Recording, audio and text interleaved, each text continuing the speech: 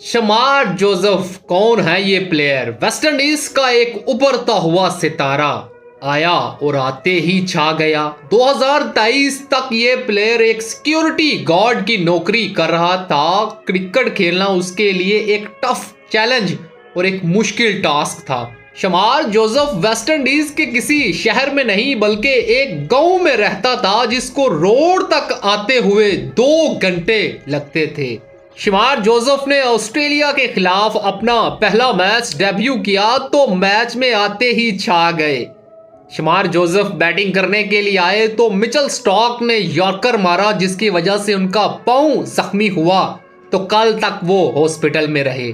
अगले दिन परफॉर्म करने आ गए, जख्मी पांव के साथ 7 ओवर्स किए और ऑस्ट्रेलिया की बैटिंग लाइन को ऑस्ट्रेलिया में हिला के रख दिया। शमार जोसेफ ने 7 शिकार किए और 7 रन से ही ये